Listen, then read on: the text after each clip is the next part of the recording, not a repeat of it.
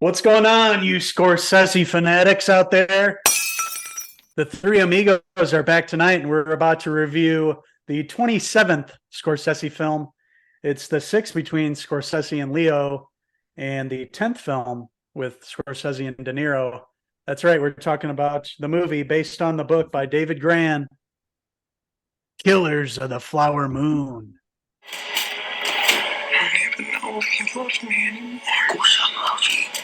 And kill these men who killed my family. Did your wife say who she was most afraid of?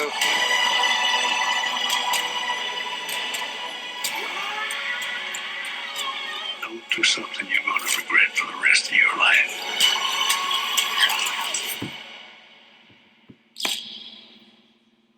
I ain't got nothing but regret.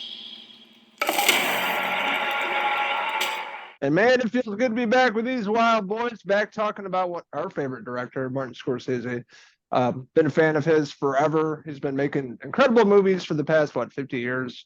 Just each film gets better and better, completely different. He really takes some chances and risks, and definitely does that with the brand new film that just came out, takes place in the 1920s with the Osage Nation, basically discovering oil on their land, and then one by one, them getting killed off. Yeah, there's a lot of historical facts in this movie that I didn't really know about before. This is basically Scorsese's first Western when you think about it. This is like him diving into the Western genre. And going back to the 1920s, where this Osage Nation were the richest people per capita in the world. They were, being chauffeured around. They had mansions. I didn't know about this story at all before the movie. I picked up the book after the movie. I'm planning on reading it just to get the full story and, see what I missed from the movie. But yeah, a very interesting story. And of course, you have greedy people becoming involved and noticing that the Indians are on this land in Oklahoma with all this oil and with all this money involved.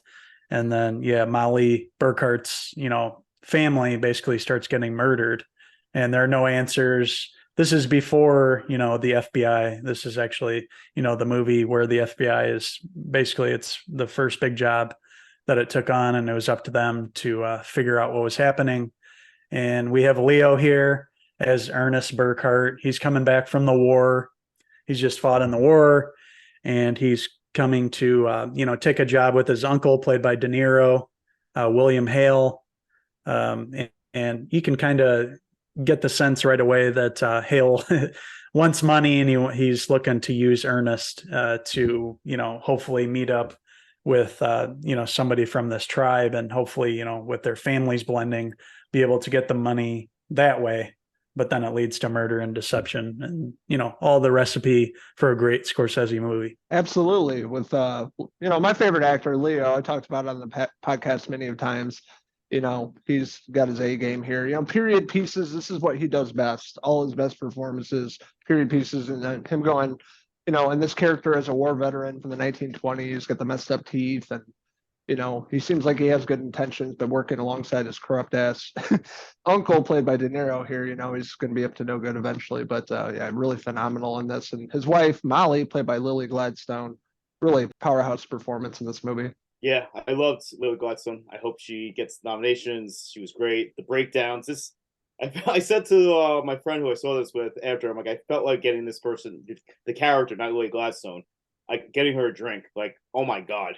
She went through so much in this movie. And, it's Scorsese, so he's not going to pull punches. He shows the underbelly of and the ugliness of everything. And some of this is really tough to watch. This is a very depressing and not a feel-good movie at all.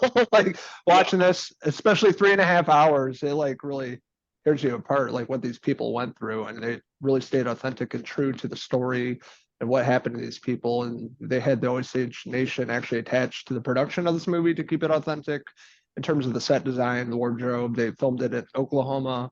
It just really felt authentic and depressing at the same time. Yeah, I agree. Very depressing. Horrible what these people went through, being used. And, when she was getting poisoned there at the end, I was like, oh my God, he's poisoning her? Oh my God. And then he had the audacity to be like, please, forgive me at the end there. That was, yeah, heart-wrenching what these people had to go through.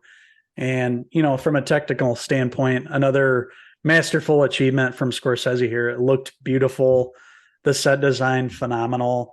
The score, I think this was the last one that he did with Robbie Robertson. He did a lot of movies, and Robbie Robertson was a composer on, and he passed away.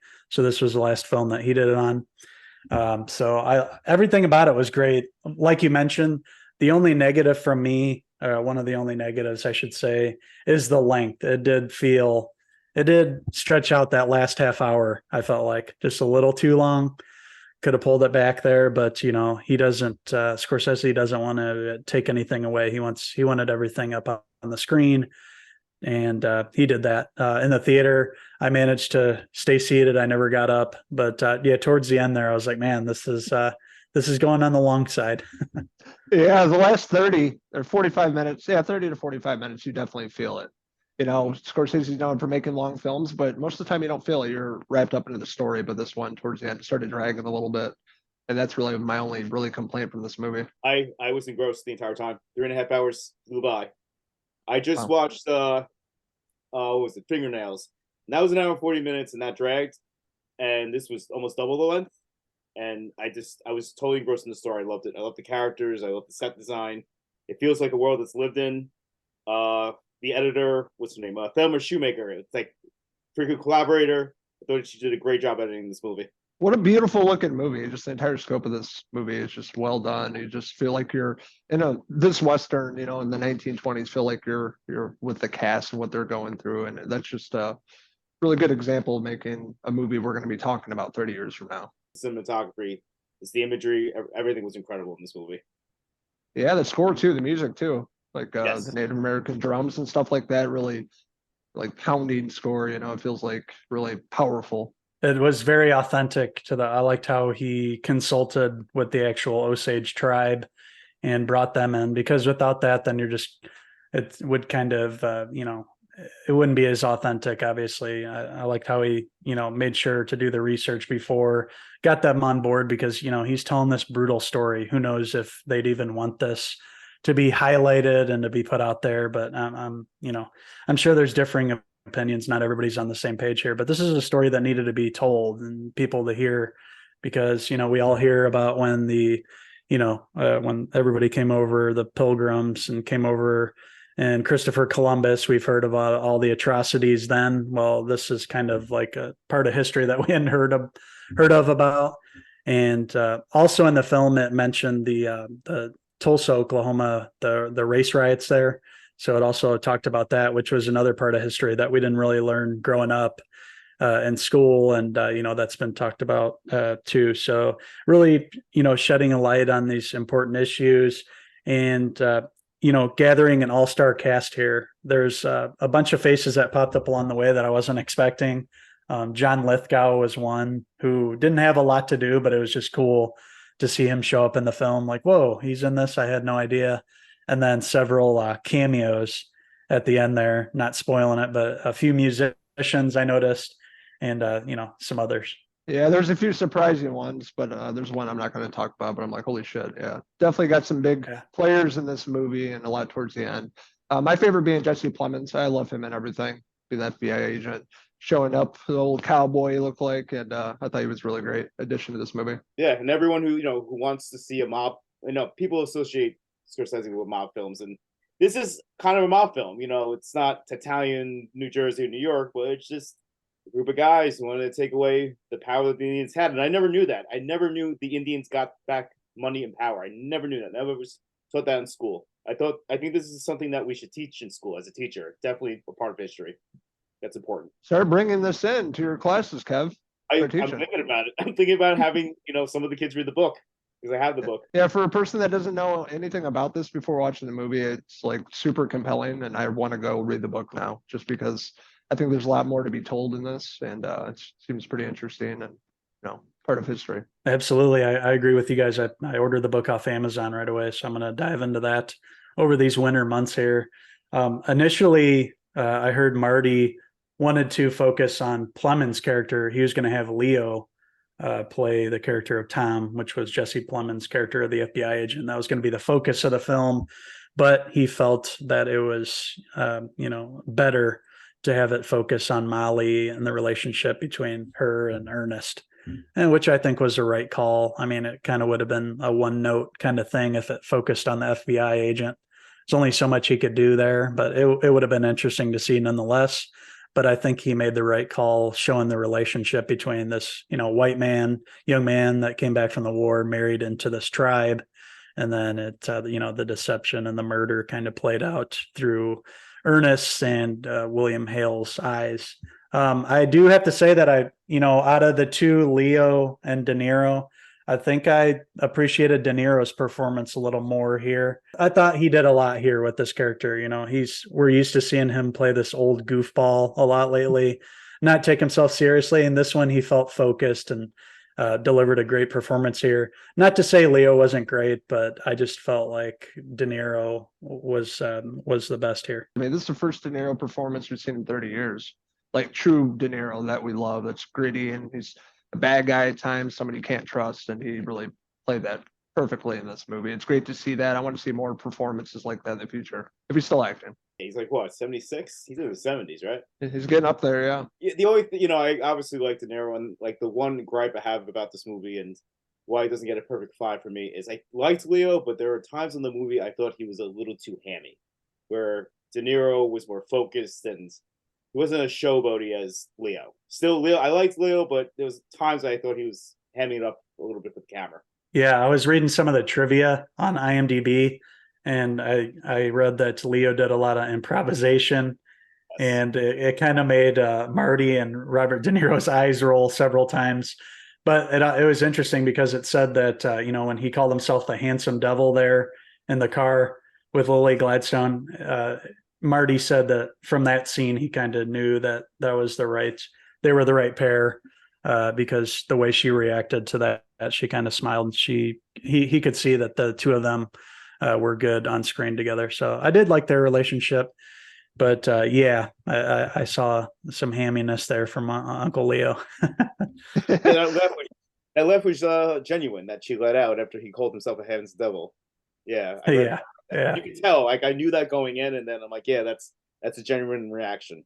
I don't know about you all, but I would love to see Leo as a cowboy again, like working with Taylor Sheridan. I know it's never going to happen, but I would like to see that. So what would you guys give this movie? I'd give it a 4.5.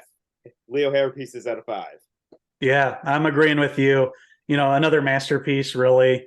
For any other director, it would be a 5 for me, but just, comparing it to Scorsese's, 26 other films, I like some of those better. Not taking anything away from this, though. This is, a great film. I'm definitely going to watch this once it hits Apple TV Plus, rewatch it, see what I missed, especially after going back and reading the book too, and, filling in the blanks. I probably missed a lot watching it the first time because there's a lot thrown at you. I loved everything about it, the way it looked, the performances, the score, the scope of the film, and to think that Marty can do this at the age that he's at now. We got to not take this for granted because he's only going to be able to make these films for so long. So, this could be, this is getting towards the end of his career, let's face it. So, with that being said, I'll give it a 4.5 out of 5 William Hale pieces. Wow. I liked the symbolism. What was it? The owl. Anytime death was near. I like that. That was cool. Nice touch. That was cool. Yeah, it was just a little too long for me. It's just my complaint. I felt it in this movie. And with that reason, I'm going to give it a 4 out of 5 Lily Gladstone hair pieces. Cut it out. So we want to hear from everybody out there. What did you guys think of Killers of the Flower Moon? What did you appreciate about it the most? Did you guys feel it was a little too long or just the right length, or did you want even more? Are you going to go back and watch this once it hits Apple TV Plus? Let us know in the comment section below. And as always, don't forget to click subscribe. Also follow along with our social media pages, Facebook, Instagram, and X, and our website, Cinephellas.com. So that about wraps it up for this edition of Cinephellas Movie Review. I'm Logan Myers. Those are my good mates over there. Evan? And I'm Uncle Henry. Until the next Cinephellas Movie Review. Cheers.